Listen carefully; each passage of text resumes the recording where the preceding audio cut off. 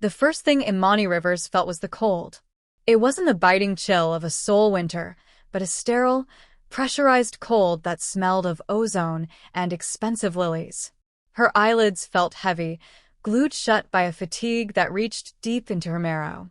When she finally forced them open, the ceiling above her wasn't the cracked plaster of her cramped studio apartment in Itaewon. It was a vast expanse of polished obsidian, reflecting the dim, rhythmic pulse of a heart monitor. She tried to sit up, but a sharp, white-hot jaggedness tore through her side, pinning her back to the silk sheets. The memory hit her then, not as a thought, but as a physical sensation, the weight of the silver tray in her hands, the smell of vintage champagne, and then the blur. She remembered the way the light had caught the serrated edge of the blade, moving toward the throat of the elegant woman at table 4. Imani hadn't prayed. She hadn't even breathed. She had simply moved. Faith for Imani had always been a verb, survival in motion. She had stepped into the path of the steel, felt the sickening heat of it entering her ribs, and then the world had dissolved into the taste of copper and the sound of Wajin's stifled scream. "Do not strain yourself, Miss Rivers." The surgeon was meticulous, but even his skill has limits against such a deep transgression. The voice was low, vibrating with a resonance that felt like a distant roll of thunder. Imani turned her head slowly. Sitting in a high-backed velvet chair by the window was a woman who seemed to be carved from ivory and shadow. Yoon Wajin, the woman Imani had bled for, sat with a posture so perfect it was terrifying. Her eyes, sharp and dark, held a fire beneath their stillness. She looked untouched, save for a small, dark splash of dried blood on the cuff of her silk hanbok, Imani's blood. "Where am I?" Imani's voice was a dry rasp. She reached for the small wooden cross that usually hung around her neck, but her fingers met only bare skin and medical tape. Panic flared in her chest, a sudden, sharp realization that her life had been stripped away while she slept. "You are in a place where the shadows cannot reach you," Wajin replied, her expression unreadable. "You are in the residence of the Yoon family. My son, Taehyuk, does not believe in hospitals for deaths of this magnitude. Public records are too easily searched, and the men who sent that blade are very good at searching." Imani's heart hammered against her ribs, the monitor chirping in a frantic warning. "The men? I saw him, the waiter with the scarred wrist. He wasn't one of us. I've never seen him in the kitchen." The air in the room seemed to drop another 10 degrees. A door she hadn't noticed slid open with a hiss of pneumatic precision. A man stepped in, and the room seemed to shrink around his presence. Yoon Taehyuk moved with a lethal, calculated grace, his charcoal suit tailored so sharply it looked like armor. His face was a mask of devastating composure, high cheekbones, eyes like flint, and a mouth set in a hard, uncompromising line. He was the golden boy of the underworld, but to Imani, he looked like the personification of the violence she had spent her life running from. Taehyuk didn't look at his mother. His gaze locked onto Imani, dissecting her with a terrifying intensity. "You saw his face," he stated. "It wasn't a question. The man with the scarred wrist. He is a ghost within my organization, a traitor who should not exist.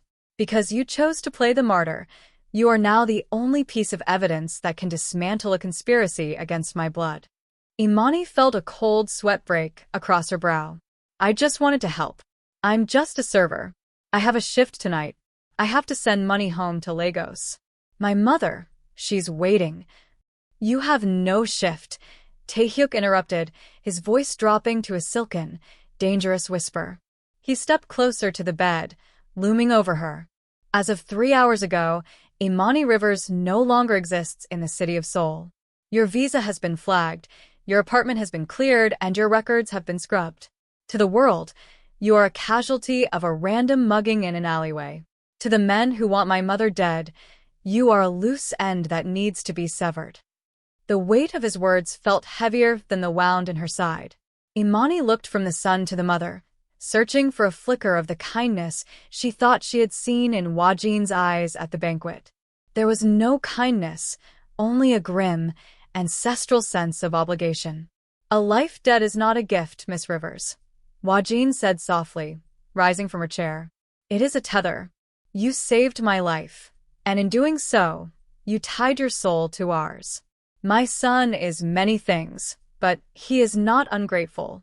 However, his gratitude is a heavy thing to carry. Taehyuk leaned down, his face inches from Imani's. She could smell sandalwood and cold rain. The Busan Tigers are already scouring the hospitals. They know a black woman intercepted the hit. They will find you if you leave this room.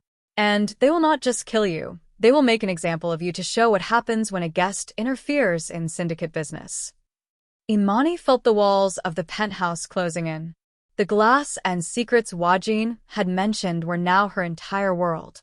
Her faith told her that God walked with her through the valley of the shadow of death, but looking into Taehyuk's eyes, she wondered if she had finally walked into a valley where even God was afraid to follow.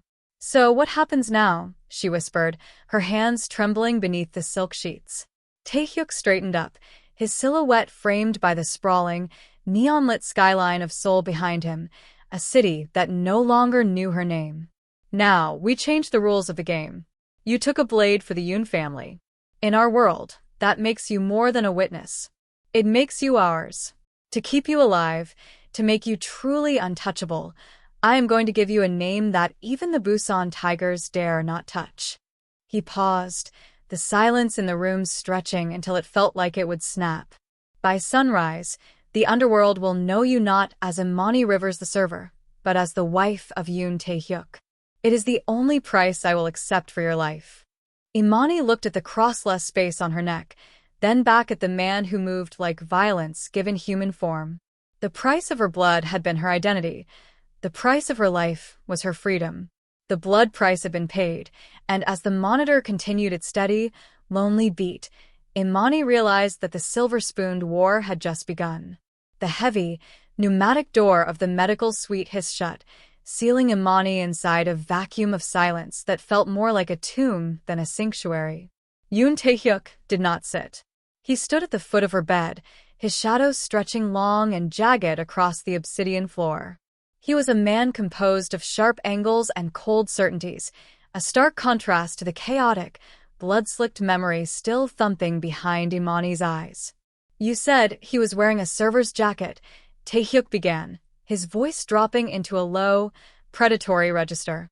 He wasn't looking at her face. He was looking at the way her hands trembled against the silk duvet. But you also said you had never seen him in the kitchen. In a place like the Silver Dragon, staff turnover is non-existent. We vet them for 3 generations. Tell me again, exactly what you saw before the steel moved. Imani closed her eyes, trying to find the steady rhythm of her breath, the internal prayer that usually anchored her. But all she could see was the glint of the chandelier reflecting off a serrated blade. I was clearing the appetizer plates, she whispered, her voice cracking. He was coming from a service entrance, but his gait was wrong. Servers move with a forward lean, always anticipating the next step. He walked like someone who owned the air around him. He didn't have a tray. He had his hand tucked into his waistband. Taehyuk's jaw tightened, a small muscle leaping in his cheek. He stepped into the light, and Imani saw the true depth of his exhaustion and his fury. Describe the mark on his wrist. You mentioned a scar. It wasn't just a scar, Imani said, her memory sharpening under the pressure of his gaze. She used her own hand to trace a pattern on her forearm. It was a burn, but shaped like a crescent. It peeked out from under his cuff when he reached for your mother. It looked old, silvery. The silence that followed was deafening.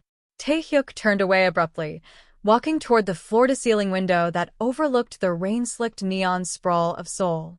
He stood there for a long moment, his reflection ghost-like against the glass.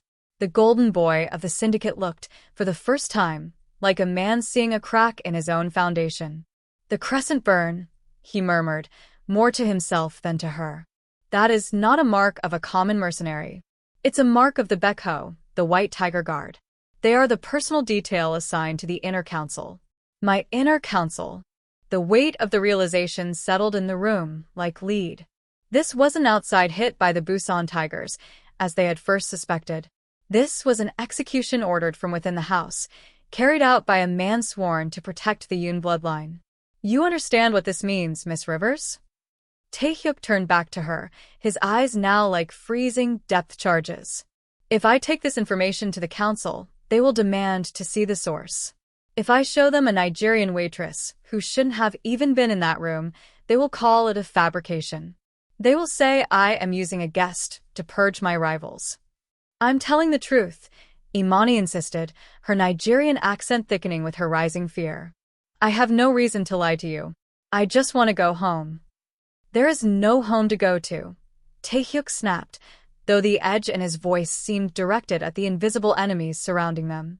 The man you saw is Ryu Sangchul.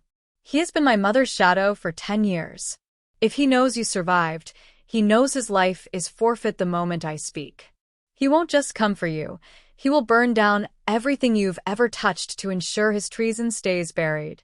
He walked back to the bedside, leaning down until his face was inches from hers.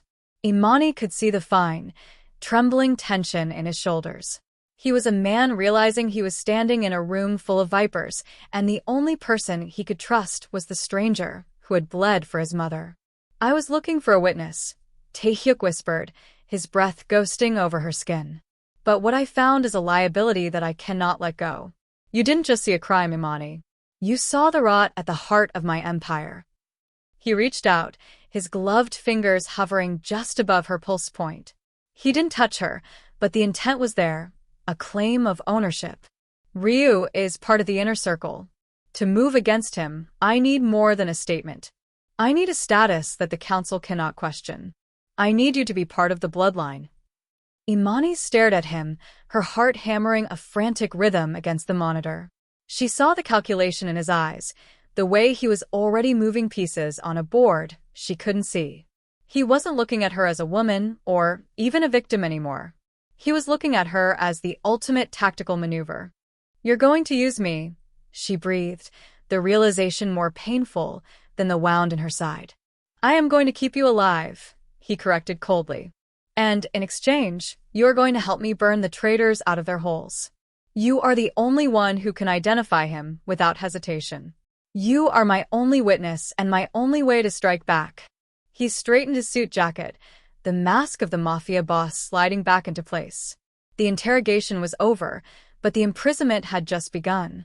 He had confirmed the truth, and in doing so, he had sealed her fate within the silver-spooned war of the Yoon Syndicate. Rest now, he said, turning toward the door. Tomorrow, the world will be told a story. Make sure you remember your lines. From this moment on, your life belongs to the crown. The door hissed open and shut, leaving Imani in the dark, clutching the invisible cross at her neck, wondering if her faith was strong enough to survive being the only light in a house full of shadows. The transition from being a person to becoming a ghost happened with the flick of a lighter. Imani watched, her breath hitching in her throat, as Yoon Taehyuk held a silver Zippo to the corner of her Nigerian passport. The flame caught the edge of the blue cover, curling it into a blackened, unrecognizable husk. He dropped the burning document into a crystal ashtray, where it joined the remains of her work visa and her lease agreement for the Itaewon studio she had called home for 3 years. That was my life, she whispered, the light of the fire dancing in her dark eyes. That was a paper trail, Taehyuk corrected, his voice as cold as the marble floors of the penthouse. He didn't look up as the embers consumed the last of her identity. To the police, you are now a missing person whose last known location was a dark alleyway 3 miles from the banquet hall. To the Busan Tigers, you are a nuisance that has already been liquidated. To everyone else, you simply no longer exist. Imani felt a hollow ache in her chest, a physical manifestation of the void he was creating. She had spent years building that life. She had survived the grueling shifts, the casual racism of the elite districts, and the loneliness of being a stranger in a sprawling metropolis, all to keep her family in Lagos afloat. Every stamp in that passport had been a badge of her resilience. Now, it was just ash and gray smoke drifting toward the high-tech ventilation system. You're erasing me, she said, her voice trembling with a mixture of grief and growing anger. My mother, she'll think I'm dead. She'll wait for a phone call that's never going to come. My sister's tuition is due next month. You can't just burn a person away. Taehyuk finally looked at her. The flinty hardness in his eyes softened for a fraction of a second, but it was quickly replaced by a rigid, pragmatic resolve. He reached into his inner breast pocket and pulled out a thick, black envelope, sliding it across the obsidian table toward her. Your mother will receive a monthly stipend from a private foundation in the UK. It will be triple what you were sending her, he said. Your sister's tuition has been paid in full for the next 4 years. They are safe, Imani. But they are safe because they believe you are gone. If you call them, if you even attempt to reach out, you put a target on their backs that I cannot protect them from. Do you understand? Imani looked at the envelope but didn't touch it. It felt like blood money. You're making me a prisoner in a gold cage. I'm making you a ghost, he countered, stepping toward her until he was close enough that she could feel the heat radiating from his frame. The man with the scarred wrist, Ryu, has already sent a cleanup crew to your apartment. If I hadn't moved you, you would have been dead before the sun came up. He didn't just want to kill you. He wanted to find anything that linked you to the banquet. He's thorough. He's desperate. He paced the room, his silhouette cutting a sharp, predatory figure against the floor-to-ceiling windows. By burning those papers, I've cut the thread he was using to find you. You are no longer Imani Rivers, the server from Lagos. You are a blank slate. We will build a new history for you, one that begins and ends with the Yoon family. The gravity of his words settled over her like a heavy shroud. She thought of her small apartment, the Bible on her nightstand, the colorful Ankara fabrics she'd used as curtains, the smell of jollof rice that lingered in the hallway. All of it was gone. The vanishing wasn't just about documents. It was the systematic stripping of her soul. What about my faith? She asked, her voice small but steady. Can you burn that too? Taehyuk stopped pacing. He looked at the small, empty space on her neck where her cross used to hang, then back to her eyes. Your faith is the only thing I didn't have to erase, because it's the only thing Ryu can't use to track you. Keep it if you must. But remember, Imani, in this house, the only power that can answer your prayers is me. He turned back to the ashtray, stirring the remains of her past with a silver pen until only fine dust remained. The room felt colder now, the silence more absolute. Imani realized then that she wasn't just a guest or a witness. She was a secret, hidden in the heart of a fortress, protected by a man who had destroyed her world to keep her in his. As the morning sun began to bleed over the Seoul skyline, casting long, crimson shadows across the penthouse, Imani sat on the edge of the bed and closed her eyes. She prayed not for rescue, but for the strength to survive the woman she was about to become. The server was dead. The ghost was rising. And as Taehyuk walked out of the room, leaving her alone with the ashes of her old life, she knew the outcome no one expected had already begun to take shape. The silence in the penthouse was no longer the empty quiet of a hospital wing. It had become the heavy, pressurized stillness of a courtroom. Imani stood by the window, her silhouette a dark flicker against the neon veins of Seoul, while Yoon Taehyuk remained at the obsidian table, the ashes of her passport now cold and gray. You've erased my past, Imani said, her voice barely a whisper. But you still haven't told me what my future looks like. A ghost doesn't need a name, but you said you were going to give me one. Taehyuk stood and walked toward her, his footsteps echoing with a finality that made her heart skip. He stopped just outside her personal space, the scent of expensive tobacco and rain clinging to his suit. I told you that Ryu Sangchul is part of my inner circle. My family's law is ancient, Imani. It is built on blood and hierarchy. As a witness, you are a target. As a server, you are a nuisance. But as a member of the Yoon family, you are sacred. He didn't reach for her hand. Instead, he reached into his pocket and pulled out a ring, a heavy, vintage band of white gold set with a single, deep-set black diamond. It looked less like jewelry and more like a seal of state. This is the ultimatum, he said, his eyes locking onto hers with a terrifying intensity. Ryu knows you saw his face. He has already dispatched teams to find the woman who took the blade for my mother. If you walk out of that door, as Imani Rivers, you won't make it to the end of the block. I can provide you with a safe house and guards, but guards can be bribed and safe houses can be breached. The only way to ensure your absolute safety, to make it so that even the most powerful men in the syndicate cannot touch a hair on your head, is to make you untouchable by law. Imani looked at the ring, then back at him. You're talking about a contract. A business arrangement. I am talking about a strategic vow, Taehyuk corrected. If you marry me, you are no longer a witness to be silenced. You are the wife of the dragon. To strike at you would be to declare war on the entire Yoon syndicate. Even Ryu, for all his ambition, is not suicidal. Under the protection of this name, you can move through this city as a ghost in plain sight. My mother's life debt is satisfied by this union, and in return, I get the only witness who can identify the man trying to dismantle my empire. Imani felt a cold shiver run down her spine. The survival in motion that had governed her life was being brought to a grinding, permanent halt. And if I say no? If I choose to take my chances with my faith and my own 2 feet? Taehyuk's expression didn't change, but his voice grew even colder. Then you walk out of here tonight. I will give you a head start and enough cash to disappear into the countryside. But the moment you leave this penthouse, my protection ends. Ryu's men are patient. They are hungry. You will be hunted until you are caught, and when they catch you, they will make sure you never speak again. There is no middle ground, Imani. There is the throne, or there is the grave. The weight of the choice was suffocating. Imani thought of her mother and sister, safe now, but only if she stayed dead to them.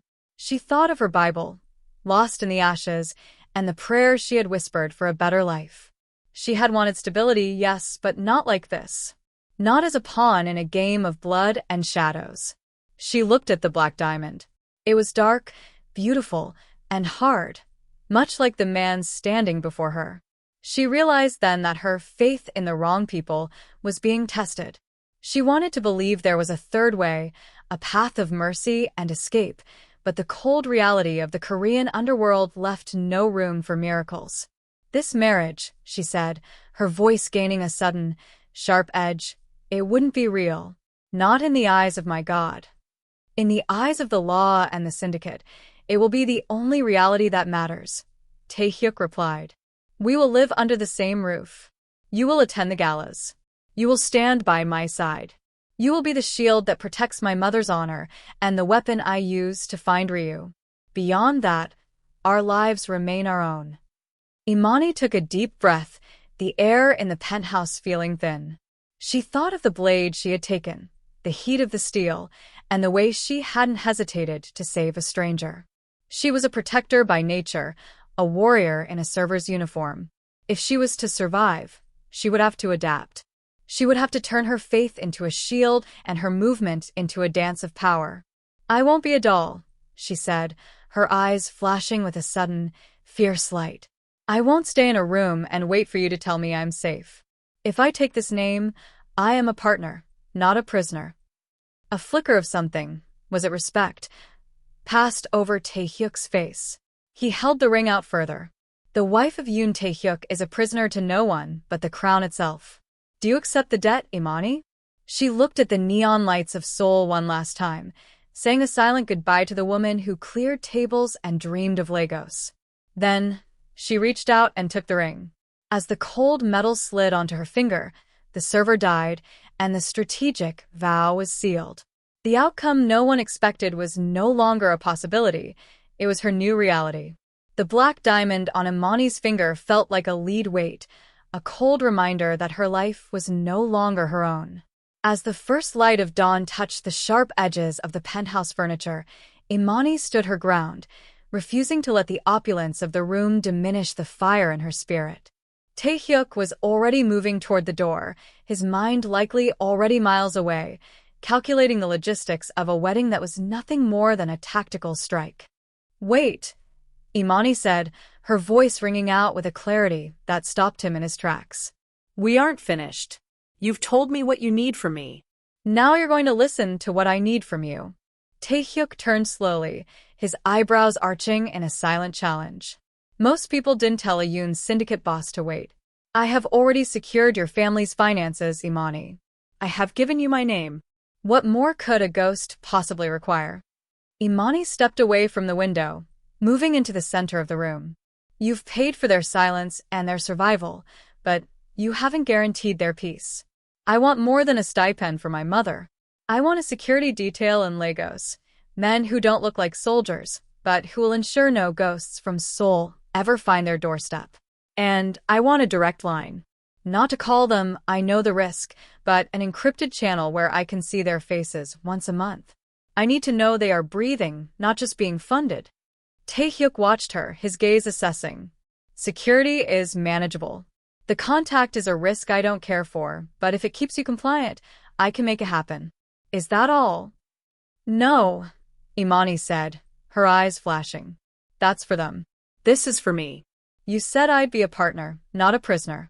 That means I don't stay locked in this glass tower while you play God with the city. I want access. I want to know who Ryu Sang-chul is meeting. I want to see the files on the men who tried to kill your mother. My faith tells me to be as wise as a serpent and as harmless as a dove, but I can't be wise if I'm kept in the dark. Taehyuk let out a short, dry laugh that didn't reach his eyes. You want to play at being a detective? You're a waitress, Imani. You saw a scar. That doesn't make you a strategist. I am a server, she corrected him, her voice dropping to a dangerous, low hum. Do you know what a server does in a room like the Silver Dragon? We are invisible. We hear the secrets men whisper when they think the help is just furniture. I can read a room better than any of your suited thugs. I saw Ryu's eyes before he even moved. If you want me to find the rot in your house, you have to let me see the house. The tension between them was a physical thing, a bridge of fire. Imani was terrified. The fear was a cold stone in her stomach, but her faith gave her the grace to stand still. She wasn't just fighting for her life anymore. She was fighting for her agency. She would not be the black server who was saved by a mobster. She would be the woman who negotiated her own salvation. Taehyuk walked back toward her, his presence suffocating. He stopped inches away, his shadow swallowing her. You are asking to walk into the fire, Imani. If you see what I see, if you know what I know, there is no going back. You will lose that harmless part of your soul very quickly. My soul is between me and my God, she snapped back. My survival is between me and you. Do we have a deal? For a long minute, Taehyuk simply stared at her, as if trying to find the breaking point he was certain must exist. Finally, he reached out, not to touch her, but to adjust the lapel of his own jacket, a gesture of concession. You will have your security in Lagos. You will have your monthly video link. And you will be given a seat at the table, though don't expect the men on the council to make it easy for you. I've lived in Seoul as a black woman for 3 years, Mr. Yoon, Imani said, a small, triumphant smile playing at the corners of her mouth. I don't expect anything in this world to be easy. Good, Taehyuk replied, his voice regaining its icy professional edge. Because tonight, we announce our engagement to the inner circle. Ryu will be there. He will be looking for a server who is trembling in fear. You will give him a queen who is looking for blood. As he turned to leave, Imani felt the weight of the ring again, but this time, it felt like a weapon. She had negotiated her family's safety and her own voice. The fear was still there, lurking in the shadows of the penthouse, but her faith had found its footing in the motion of the deal. She was no longer just a witness. She was an architect of the outcome no one expected. The silk of the evening gown was a deep, midnight emerald, a color that seemed to glow against Imani's dark skin like a rare jewel unearthed from the earth. As she stood before the triptych of mirrors in the dressing suite, she barely recognized the woman staring back. The server who had spent her nights in sensible flats and a polyester apron was gone, replaced by a vision of lethal elegance.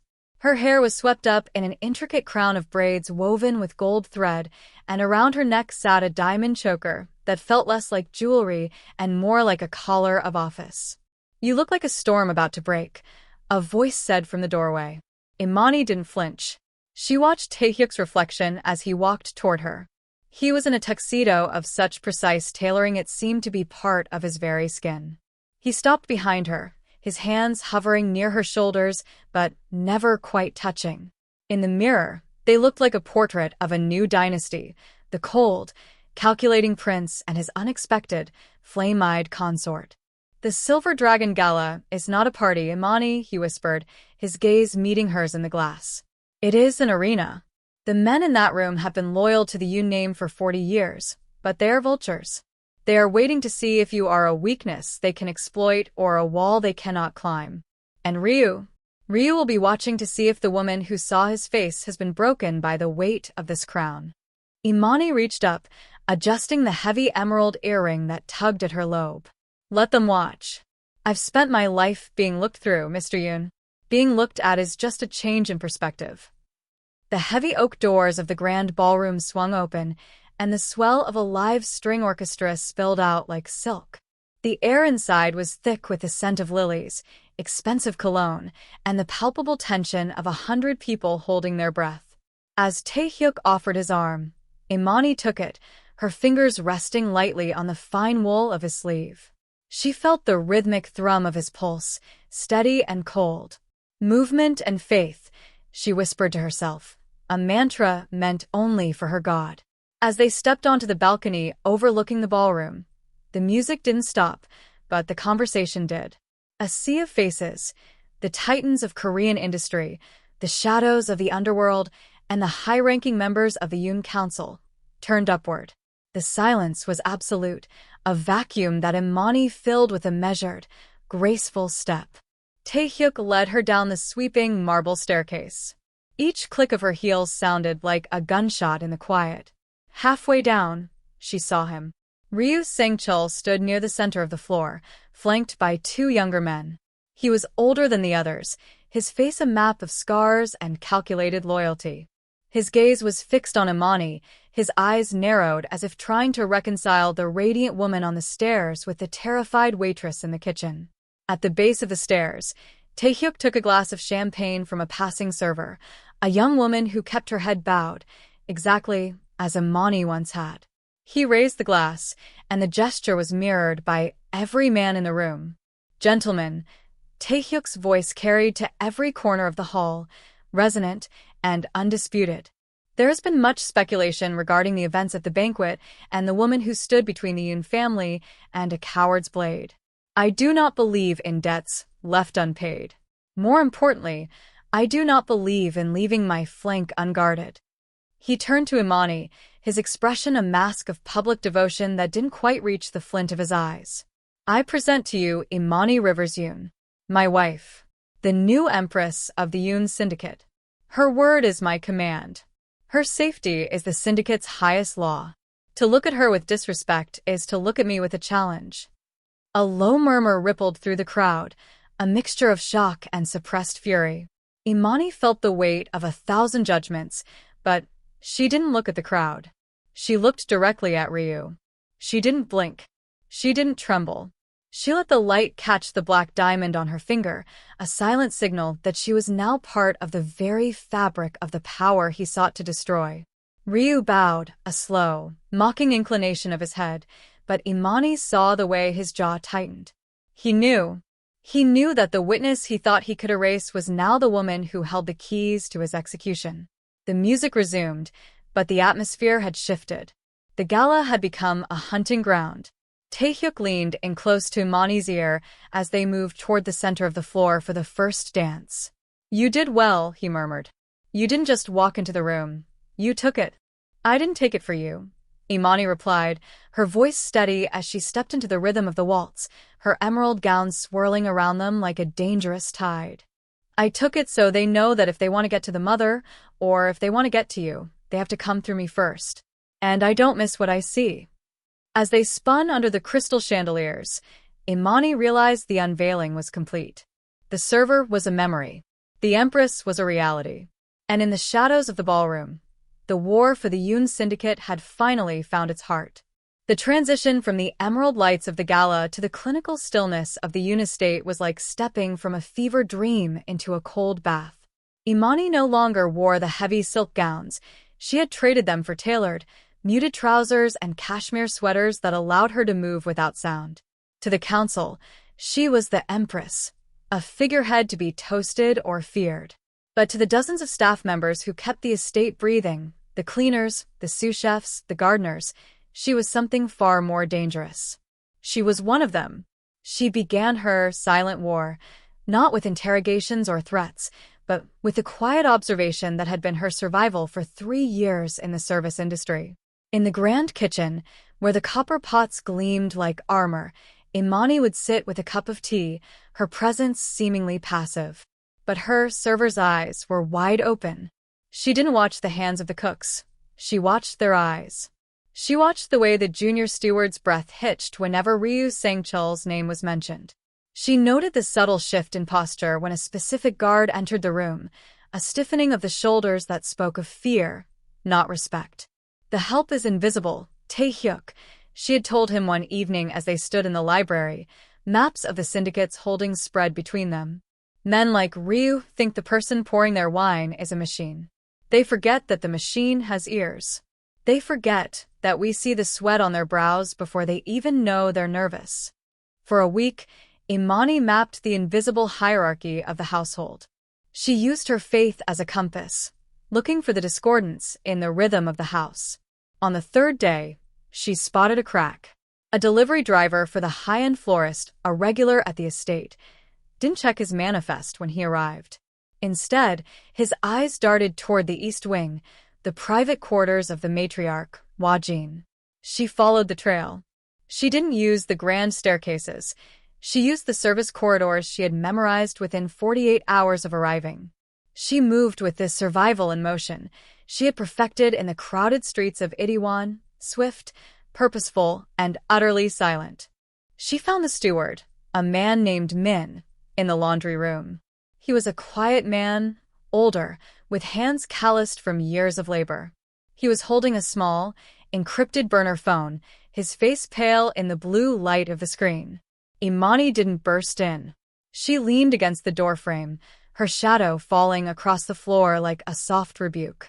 "My mother always said that a man with 2 masters has no home," Imani said softly, her voice carrying the melodic lilt of her Lagos roots, now sharpened by the steel of her new status. Min jumped, the phone nearly clattering to the tiles. He looked at her, not as the empress, but as the woman who had once stood where he stood. "Madam, I was just—" "You were receiving a message from Ryu," Imani interrupted, walking toward him. She didn't look at the phone. She looked at the tremor in his hands. "He told you to watch the matriarch's medication. He told you that if you did this, your daughter's debt in the Busan gambling dens would vanish." The steward collapsed into a chair, his face buried in his hands. "He is a monster, madam. He says the Yoon name is dying. He says Tae-hyuk is weak for bringing a guest into the bloodline. He thinks I am a guest because he doesn't understand what it means to serve," Imani replied.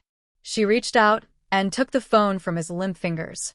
"Ryu thinks he is playing a game of kings.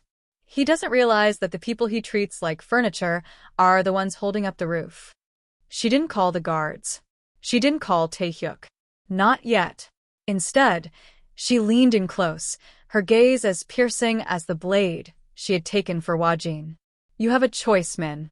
You can be the man who helped kill a grandmother, or you can be my eyes inside Ryu's shadow. I have already secured your daughter. She is being moved to a safe house in Jeju as we speak. Ryu no longer has a leash on you." "Ido." The steward looked up, his eyes wide with a mixture of terror and a sudden, desperate hope. You saved her?" "I move faster than Ryu," Imani said, her thumb tracing the black diamond on her hand. "Now, tell me, when is he planning to strike again?" By the time she returned to the main study, she had the names of 3 other traitors within the domestic staff and a time for the next accidental breach in security. She walked into the room where Tae-hyuk was staring at a wall of monitors, his face etched with the frustration of a man trying to fight a ghost with a sword. Imani laid the burner phone on the desk. "The silent war is over, Tae-hyuk. I've found the rot. It isn't in the council. It's in the basement, in the gardens, and in the kitchens.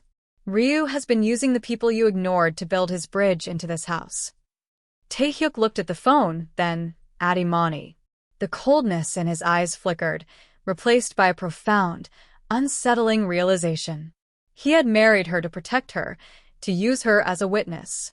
He hadn't expected her to become his most effective general.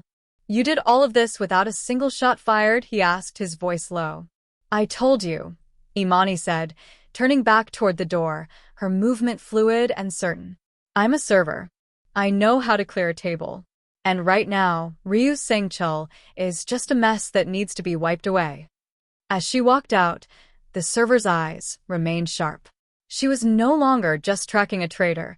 She was beginning to see the shape of the empire she was destined to rule. The outcome no one expected was no longer a secret. It was a revolution. The monsoon rains had turned the streets of Seoul into a blurred mosaic of neon and asphalt. Inside the reinforced cabin of the black sedan, the atmosphere was thick with a new, uneasy tension. Imani sat beside Taehyuk, her fingers absently tracing the edge of her Bible, which he had replaced for her. A gesture he claimed was purely for her morale, though the leather was finer than any she had ever owned. They were returning from a secret meeting with a loyalist faction, a move facilitated by the intelligence Imani had gathered from the kitchen staff. Taehyuk was silent, his eyes fixed on the rain-streaked window.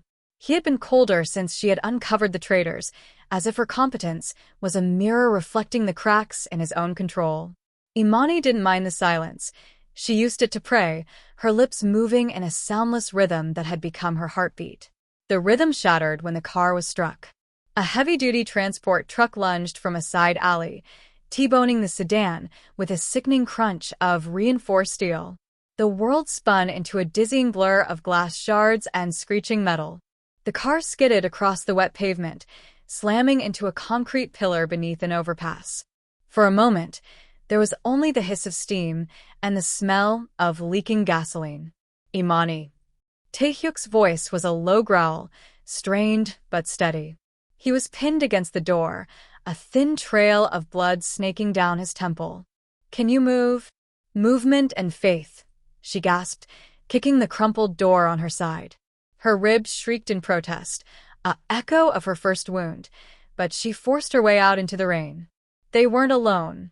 3 black SUVs roared to a halt, and men in tactical gear spilled out, their silenced weapons drawn. This wasn't a warning, it was a liquidation. Taehyuk dragged himself from the wreckage, his hand already reaching for the sidearm at his small of back. He fired twice, dropping the lead assassin, but the sheer volume of fire forced them back behind the shell of the car. "They've jammed our comms," he said, his breathing heavy. "The guards are 5 minutes away. We won't last 2. Imani looked at the terrain. The dark, rain-slicked construction site behind the overpass, the stacks of steel pipes, and the maze of scaffolding. Her server's eyes scanned the environment, not for exits, but for opportunities. She saw the shadows, the blind spots, and the way the rain created a curtain of white noise. "Follow me," she commanded. It wasn't a request. Taehyuk hesitated for a heartbeat, his instinct to protect battling his sudden need to trust. He looked at her, the woman he had called a ghost, and saw the fire of a warrior. He nodded. They moved like a single shadow through the construction site. Imani led them through a narrow gap in the scaffolding that only someone of her lithe frame could navigate, forcing Taehyuk to shed his armored jacket to follow. She didn't lead them away. She led them into the heart of the structure. "The pipes," she whispered, pointing to a stack of industrial steel tubes held by a single winch. "If we pull that release, it blocks the main path. They'll have to funnel through the service stairs." "And then?" Taehyuk asked, his gun leveled at the entrance. "And then you do what you were born to do," she said, her eyes meeting his. "And I do what I was born to do. I'll be the distraction. They think I'm the prize. They'll follow my shadow." "No," he gripped her arm, his fingers digging into her skin. The coldness in his eyes had finally cracked, replaced by a raw, terrifying desperation. "I am not losing the only person in this city who doesn't look at me like a paycheck." "You aren't losing me," Imani said, her hand resting over his. "You're finally using me. Trust my movement, Taehyuk. Trust my faith." She vanished into the darkness before he could protest. Moments later, the clatter of metal rang out from the far side of the site. The assassins took the bait, their silhouettes moving toward the sound. As they passed beneath the winch, a shadow moved above them. With a sharp metallic snap, the pipes crashed down, a thunderous roar of steel that sealed the exit and trapped the lead team. Taehyuk moved with the lethal precision of a man possessed. He picked them off one by one as they scrambled in the debris. But as the last man turned his weapon toward the scaffolding where Imani was hidden, Taehyuk didn't take the tactical shot. He threw himself into the line of fire, his body a shield, his own shoulder taking the hit meant for her. The assassin fell a second later, but the damage was done. Imani was down the scaffolding in seconds, sliding into the mud beside him. She ripped a strip of cloth from her shirt, her hands sure and steady as she applied pressure to his wound. "You're a fool," she hissed, her voice thick with an emotion she didn't want to name. "You told me mercy was a liability." Taehyuk looked up at her, the rain washing the blood and grime from his face. His expression was one she had never seen, soft, vulnerable, and utterly human.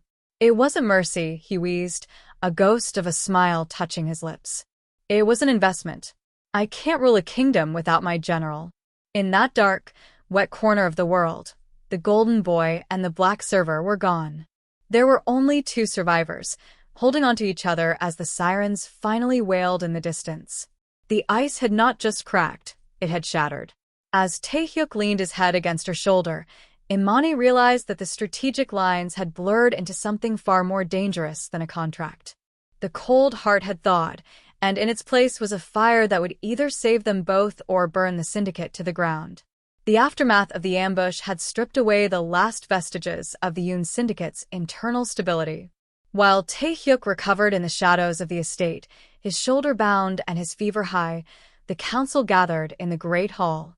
They moved like vultures scenting a dying king, their voices low and treacherous.